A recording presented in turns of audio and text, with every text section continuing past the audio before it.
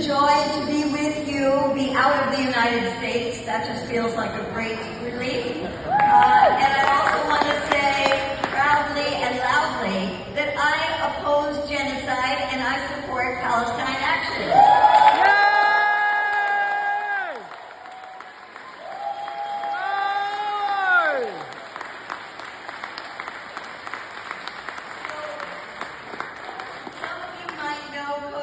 For being in the halls of Congress, where we run after the politicians to try to expose them for their hypocrisy. While they say we live in a democracy, they are paid for by the pro-Israel lobby. And while we have now the majority of people in the United States, especially the young people, who say no more money to Israel, they continue to spend millions of our tax dollars. So we shame them. We put their faces on the social media with the amount of money they take from AIPAC, and we make AIPAC money toxic now in the elections. We now have 77 members of Congress who say they have voted for a policy that says no more bombs to Israel. So we are pushing and pushing and pushing. We are also pushing on the profiteers that make their money from war, whether it's the weapons industry or the artificial intelligence companies. And we are in Congress saying no to the obscene, over $1 trillion budget that President Trump now wants to make 50% higher, $1.5 trillion. And we say, while there are homeless people in every city, while there are millions who don't get a living wage, while we have no health care system in the United States for the people of our country, while our climate is burning, we say no to a $1 trillion Pentagon budget.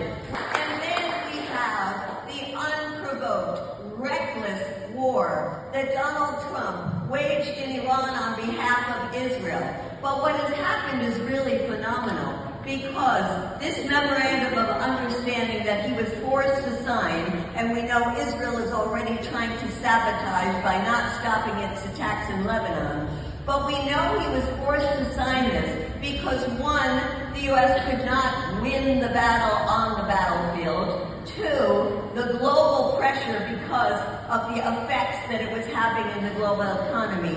But three, because it was the most unpopular war in the United States in modern history.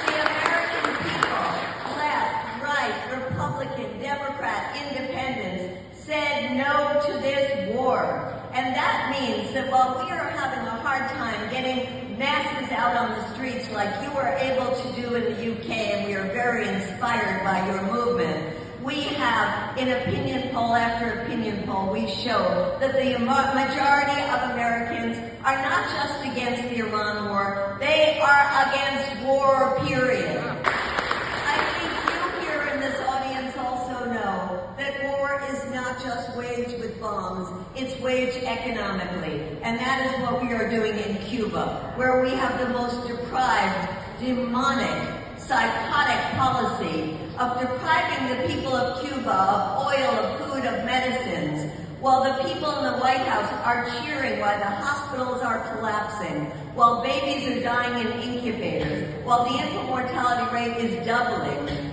We in the U.S. say, hands off Cuba. And so as we move forward, we are very excited to work with the international community for these International Days of Action, just like we work with the international community to say no to the war in Iraq, where we had the world rising up to say no to war. We will do that again with you in October, to rise up to say no to war. And this summer, we are organizing peace camps around the United States to say no to war, and we encourage you to organize peace camps as well. So in closing, I just want to say that we now represent the majority in the United States, and that majority says, free Palestine, peace with Iran,